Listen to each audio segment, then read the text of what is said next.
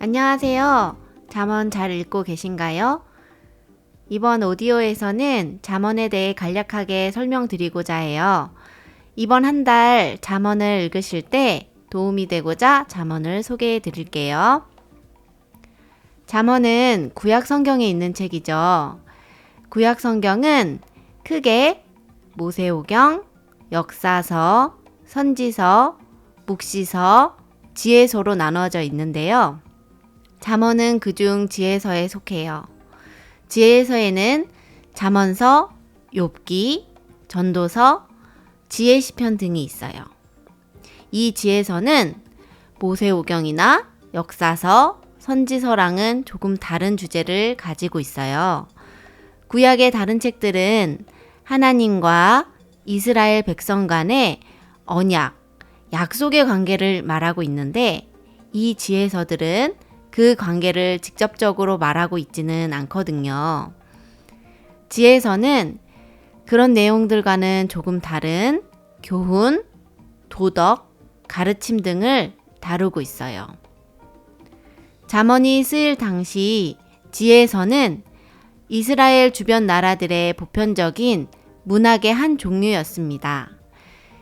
이집트나 수메르, 아카드 제국 같은 메소포타미아 지역에 있던 나라들도 전부 지혜서를 가지고 있습니다. 그런 지혜서와 비교해 볼 때 형식과 내용이 비슷한 점을 가지고 있어요. 그렇지만 우리 성경의 지혜서는 다른 나라의 지혜서와는 다른 독특함을 가지고 있는데요. 크게 두 가지 특징이 있습니다. 첫 번째, 이 지혜서의 출발점이 하나님의 창조라는 것이에요. 즉, 저희가 믿는 기독교 하나님에 대한 신앙이 이 잠언서의 기본 바탕입니다. 그래서 여호와를 경외하는 것이 지혜의 근본이거늘 이라고 이 잠언서는 서론에서 이야기하고 있죠. 이런 잠언서의 기본 전제는 세상에서의 모든 도덕, 선함, 지혜는 하나님을 향한 경외에서 시작되어야만 진정한 것이라고 말하고 있습니다. 이런 점에서 이 지혜서 역시 구약 성경의 다른 책들과 동일한 생각을 바탕으로 쓰여졌어요. 기독교 신앙의 시작, 하나님의 창조를 담고 있는 것이지요. 둘째, 잠언서가 다른 나라의 지혜서와 다른 점은 성경적 지혜서는 인간 지식의 한계를 강조한다는 것이에요. 특별히 진정한 지혜는 하나님으로부터만 온다는 것을 강조하고 있어요. 즉, 잠언서는 창조 질서 속에서 하나님을 경외하면서 하나님의 백성이 어떻게 살아야 하는지 말해주는 교훈서입니다. 이 잠언서는 총 31장으로 이루어져 있어요.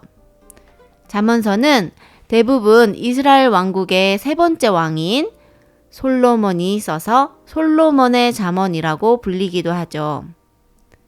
하지만 다른 사람들이 쓴 잠언들도 함께 편집되어 있답니다. 오랜 기간 이스라엘 나라에서 쓰인 잠언을 한데 묶어 한 책으로 엮은 책이 잠언입니다. 실질적으로 쓴 사람을 보자면 1장에서 25장은 솔로몬 왕이, 26장에서 29장은 히스기야 왕이, 30장은 야게의 아들 아굴의 잠언, 31장은 르무엘이 썼습니다.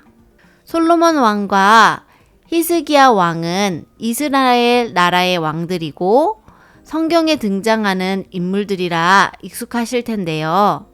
30장과 31장의 저자들 아굴과 르무엘은 다른 나라의 지혜자로 알려져 있습니다. 물론 성경의 다른 곳에서는 등장하지 않아서 자세한 정보를 알기는 힘듭니다.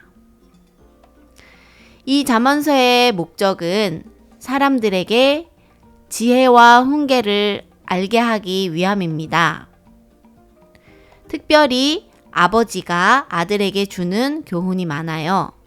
실제로 내 아들아 라는 표현이 많이 나옵니다.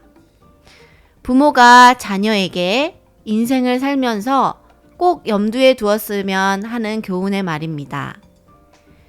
잠언의 주된 저자 솔로몬이 하나님께 지혜를 선물 받은 것은 다들 알고 계시죠? 이런 지혜의 왕 솔로몬이 사랑하는 자녀를 위해 남긴 조언인 만큼 자녀들과 함께 잠언을 읽으시면 더욱 좋겠죠? 하루하루 바쁜 삶을 사시는 가운데 말씀을 한 장 혹은 두세 장씩 읽으시는 것이 상당히 도전이 되고 힘든 일상이 되시겠지만 그런 바쁜 일상이 말씀을 읽음으로써 하나님이 주시는 은혜로 인해 더욱 힘찬 하루가 되기를 기대합니다. 모두 힘내서 성경 말씀 빼먹지 말고 잘 읽으시고요. 저희 속회 모임에서 각자 받은 은혜를 서로 나누고 서로에게 도전을 주며 서로가 격려해주는 시간이 되었으면 좋겠습니다. 그럼 모두 건강하세요.